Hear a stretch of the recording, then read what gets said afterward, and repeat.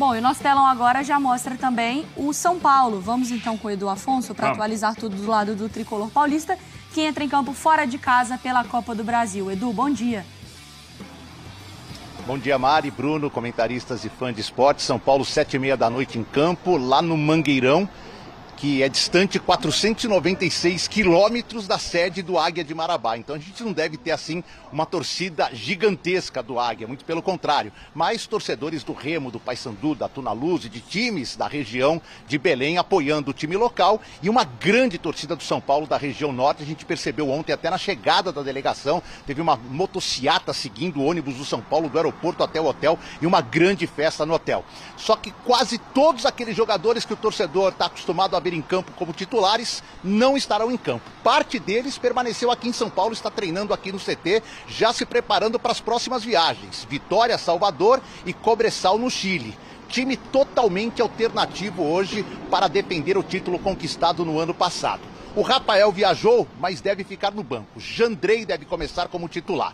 Aí a linha de defesa, com Moreira e Patrick Lanza, dois garotos da base, que já tiveram boas oportunidades nas laterais. Uma zaga com Ferrarese e Diego Costa, ou a estreia do Sabino como zagueiro. O meio de campo com Luiz Gustavo e Bobadilha, Luiz Gustavo voltando de lesão. Aquela linha de 3 atrás do atacante, com Galopo, Nestor e Ferreirinha. O Eric fica esperando uma oportunidade. E no ataque, na vaga do Caleri, provavelmente o menino da base, William Gomes, ganhando uma oportunidade aos olhos do técnico Subeldia. Em busca de um resultado importante, trazer uma boa vantagem para o jogo da volta ser quase um amistoso lá no Morumbis, quando acontecer a partida daqui a 3 semanas. Aqui no departamento médico, o Pablo Maia, que operou, vai sair do hospital hoje e começa tratamento. O Wellington, Lucas Moura já fazendo transição, o Wellington, Rato e Rafinha.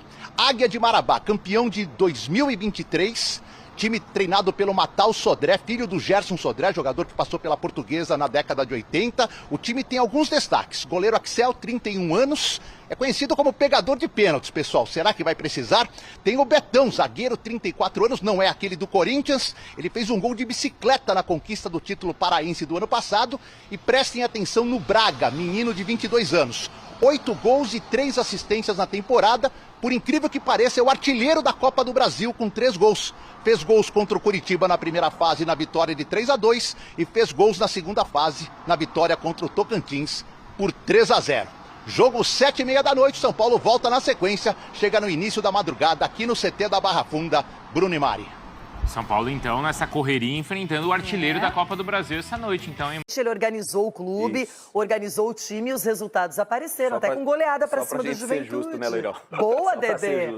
Boa. Fala do São Paulo, então, que tem esse compromisso diante do Águia e vai jogar muito modificado por causa da questão física dos atletas. Olha lá. Meu Deus, ela tá sem machucado São Paulo também. O trajeto do São Paulo na temporada 2024 não tem sido dos mais simples. O motorista já mudou 2 vezes. O comandante agora é o Luiz Ubeldia, que quer fazer a nave decolar. Sim, por favor. Mas o futebol imita a vida e o percurso é de altos e baixos mesmo. O argentino, por exemplo, começou com tudo. São 2 jogos invicto. Ele é um cara muito enérgico, que tenta transmitir bastante pra gente ali o momento do jogo. Ele vive muito o futebol, né? E isso é bem legal e a gente tem aprendido muito com ele. Em contrapartida, um departamento médico cheio, com Rafinha, Lucas, Rato. Agora também o Wellington com lesão no tornozelo, além do Pablo Maia, que ontem operou a coxa esquerda. A lesão é considerada grave, mas o clube informou que o procedimento foi bem sucedido. Com a cirurgia feita, resta ao volante seguir à risca o processo de recuperação com fisioterapia, além de agradecer as mensagens de apoio que tem recebido. Pelas redes sociais, o jogador Made in Cotia escreveu: "Meu agradecimento pelas diversas mensagens de carinho. Logo estou de volta." Boa recuperação para ele. Se for olhar o copo meio cheio, todo mundo tá tendo oportunidades. O Bobadilha, por exemplo, foi titular no Choque Rei. Eu acredito que as grandes equipes têm que ter bons volantes. Tem ainda o clima bom nos bastidores. Pode falar. Dá entrevista aí, fala. Parabéns. Só que há uma curva difícil nesse caminho, uma já bem conhecida, a do calendário. Serão 3 viagens em uma semana. A delegação já está em Belém, onde o tricolor enfrenta hoje o Águia de Marabá pela 3ª fase da Copa do Brasil. E a única solução parece clara, como um farol na estrada. É provável que haja rotação. É provável que tenha rotação. Tenho que descansar alguns jogadores que estão com desgaste importante de viagem e jogos. Jogadores que vienen com desgaste importante de viajes, juegos. É momento de rodar a equipe para poder jogar quinta em boas condições, domingo em boas condições e na quarta pela Libertadores em boas condições. E o miércoles por Copa Libertadores em boas condições. Se escolher uma escalação alternativa para o duelo de hoje, o São Paulo pode ir a campo com Rafael, Moreira, Diego Costa, Alan Franco, Patrick, Bobadilha, Michel Araújo, Nestor, Eric, Ferreira e André Silva.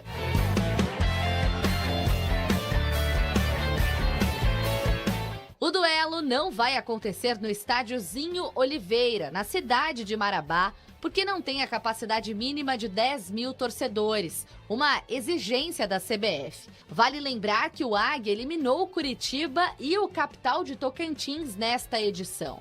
Agora chegou a hora de enfrentar o atual campeão do torneio. A gente sempre tem que ganhar, sempre tem a missão de ganhar e nesse jogo não vai ser diferente. Nós temos um adversário do outro lado, uma boa equipe, a gente já viu alguns vídeos e vamos fazer de tudo para que possamos sair de lá com a vitória, que esse é o espírito do grupo, né? O sentimento é o mesmo do ano passado, lógico que a gente já conquistou esse campeonato, mas quando entra com a camisa do São Paulo, a gente quer ganhar. Então acho que o grande segredo está aí, é ter o mesmo sentimento do ano passado, a fome de título, que se Deus quiser vai dar tudo certo.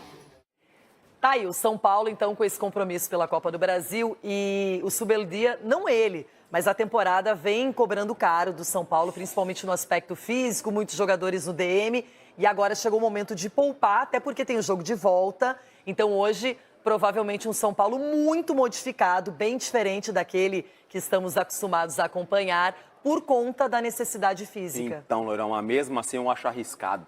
Eu falo isso aqui ao longo desse tempo que eu tô aqui no Jogo Aberto, essa questão de você poupar praticamente o time todo. Eu acho que você tem que colocar em campo o que você tem de melhor. O jogador também, ele gosta de estar jogando. Eu vou dar um exemplo, o Alisson, que nos últimos 2 jogos ele acabou sendo o melhor jogador em campo. Você acha que o Alisson quer ficar fora nesse momento que ele está vivendo? Não, mas às vezes os exames mostram que é o momento. Exato. Então, assim, não sei, isso é um achismo nosso que a gente não tem mais acesso, assim. Mas será que o Zubeldia chegou no Alisson e falou assim, quer jogar, mano? Eu vou te poupar, você quer jogar? Eu tenho certeza que ele faria, eu quero jogar. Porque ele está num bom momento, está com confiança. Só que aí você tem que pensar a longo prazo também, perder um jogador como ele. Enfim, eu acho que você tirar 1, 2, no máximo 3 jogadores, fazer essa rotação desses jogadores, eu acho justo. Agora, trocar praticamente o time todo é bem arriscado. Só que o próximo compromisso do São Paulo no Brasileiro é o Vitória, fora de casa. Então eu imagino que o São Paulo vá jogar com a sua força máxima, ou próximo disso, porque tem muita gente indisponível agora. Sim. E ele olhou, analisou talvez a diferença, a discrepância entre o Águia e o São Paulo. Isso não garante que mesmo com reservas o São Paulo vença, mas talvez traga um resultado que permita aqui em São Paulo, na partida de volta, consolidar essa classificação. E ele sabe da importância da Copa do Brasil, o São Paulo é o atual campeão da competição. E entra para ser entra obviamente favorito nessa fase da Copa do Brasil, independentemente dos jogadores que vão ter oportunidade, é também mostrar para o treinador que acabou de chegar que tem condições de brigar até por uma titularidade. E a gente vê que, de repente, talvez o André Silva, né, sem o Caleri ali, vai ser uma referência, porque eles estavam jogando juntos. Sim. Eu acho legal também que o Zubeldia tenha uma ideia do time, não apenas aquilo que ele recebeu do Milton Cruz, mas que ele comece a avaliar esses jogadores que estão com menos oportunidades. Menos oportunidades. Você falou do André Silva, acho que não, a longo prazo não vai dar para ficar jogando o Caleri e ele. Só em alguns jogos. Momentos, que eu acho que o André, nesse momento, ele está se sacrificando, jogando uma posição que ele não se sente confortável. É um jogador que se entrega muito em campo, isso é óbvio, já ficou nítido essa entrega dele, muito parecido nesse quesito com o Caleri, mas eu acho que a longo prazo os dois não vão conseguir jogar juntos. Agora, sobre o Águia, não vai poder jogar em Marabá, porque o estádio não tem capacidade para mais de 10 mil torcedores, então enfrenta o São Paulo no Mangueirão, um campo mais neutro. Isso não é bom para o tricolor paulista? Bom para o tricolor, provavelmente muito mais torcida do tricolor, isso dá um incentivo. Mas é aquele negócio, Leirão, é entrar ligado. Se entrar só com um favoritismo debaixo do braço, pode acabar sendo surpreendido. O Rames é um caso à parte, né? O Rames jogou 10 minutos no clássico contra o Palmeiras, né, no Morumbi, segunda-feira. Na reapresentação, ele reclamou de dores no tendão e aí não viajou. São Paulo decidiu poupar o jogador. Ah, é uma lesão? Não, não é uma lesão, mas ele reclamou de dores e aí vai para o refis, vai para fazer tratamento, para fazer acompanhamento com os profissionais de lá. Então, São Paulo optou, a comissão técnica optou por não trazer ele para cá, para Belém. Tem a viagem longa, tem o desgaste, tem a temperatura que eu falei, o campo. Então, se ele está com dores, né, no tendão, reclamou de dores no tendão, o São Paulo decidiu preservar. O que fica para o torcedor de São Paulo é aquela situação. Será que o Rames Rodrigues vai jogar no São Paulo? A gente debateu várias vezes aqui no De Primeira, o Rames Rodrigues fora do time, o Rames Rodrigues rescindindo o contrato. É uma novela. Se a gente pegar a linha do tempo do Rames desde que ele chegou, dá uma novela. Porque assim, ele chega, não joga com o Dorival porque o time estava azeitado e já sendo campeão da Copa do Brasil. Ok. Ah, mas com uma pré-temporada, com um tempo de preparação física, o Rames vai voar no São Paulo. Só que aí na pré-temporada, o que aconteceu? O Rames pediu para ir embora. O Rames queria rescindir o contrato. São Paulo ainda devia uma grana para ele. Não é uma situação fácil também. São Paulo deve um dinheiro para ele. Não teve a rescisão. Teve o título da Supercopa. Ele não viajou. Pegou mal com o elenco. Pegou mal com todo mundo do grupo. Aí ele vai lá e pede desculpas. Por quê? Porque nesse pedido de rescisão ele não encontra nenhum time. Aí ele volta. Não, agora ele vai ser o cara do time do Carpini. Aí o Carpini deu poucas oportunidades, a torcida começou a reclamar, o Carpini caiu, ele virou titular na Libertadores, porque a Libertadores ele é o protagonista, seria o cara para a vitrine, que é a seleção colombiana, a Copa América está aí, não desempenhou. Chega o Zubeldia e fala para ele, se ele não estiver fisicamente bem, ele não vai ganhar mais minutos. Foi o que o Zubeldia falou depois do clássico contra o Palmeiras. Ou seja, a grande oportunidade dele de jogar uma Copa do Brasil, de jogar 90 minutos, sentiu dores no tendão, não viajou. Então, assim, a situação do Rames é uma situação à parte dentro do São Paulo, que muita gente hoje tem até receio de tocar no assunto, porque o Rames é um assunto muito delicado hoje dentro do São Paulo. O jogador não consegue atuar. É o terceiro treinador, ele não consegue jogar. A torcida... Eu já sinto um movimento de torcida já do tipo, não vai dar certo mesmo. Então o futuro do Rames hoje no São Paulo está totalmente em xeque. Aqui no nosso chat também, já tem gente falando como Luiz Guilherme, tchau Rames, vaza logo, a torcida também já está sem paciência. Que novela, hein, André? Eu estava vendo a live do São Paulo, agora o All News tem o nosso canal aqui, né, do All Sport, tem essa novidade, tem lives dos clubes, e hoje rolou a do São Paulo, um pouquinho mais cedo, e eles estavam perguntando se era a pior contratação, a maior que deu errado. Você já coloca o Rames nessa lista? Porque tem o Daniel Alves também aí, né? O Daniel Alves foi um fiasco, assim, do tamanho da contratação, né? Tá sendo ainda, porque tá pagando, né? Tá pagando. Diminuiu a dívida, mas está pagando, né? O São Paulo, aliás, é um detalhe interessante, só um parêntese rápido, o São Paulo deve para ele, o São Paulo deposita inclusive em juízo a pensão com a ex-mulher, porque a dívida por exemplo, se você tem, o Daniel Alves tem uma dívida, e aí se você vai cobrar o Daniel Alves, você cobra onde você sabe que tem uma dívida já que é pública, com o São Paulo. Então o São Paulo às vezes é cobrado por credores do Daniel Alves, e o São Paulo, como tem essa dívida, tem que ir lá e pagar. Quando o Daniel Alves esteve preso, teve um juiz que deu ao São Paulo o ok para pagar uma dívida que ele tinha de um empréstimo. Ou seja, é uma situação que o São Paulo trata muito cuidado, né? Paga tudo certinho em dia, não tem dívida, mas ainda tem um montante absurdo para se pagar do Daniel Alves. Então, assim, juntando toda essa história, e aí o Rames, que praticamente não entrou em campo, eu ainda coloco o Rames, eu coloco o Daniel Alves e o Rames logo em seguida nessa questão de fiasco em grandes contratações.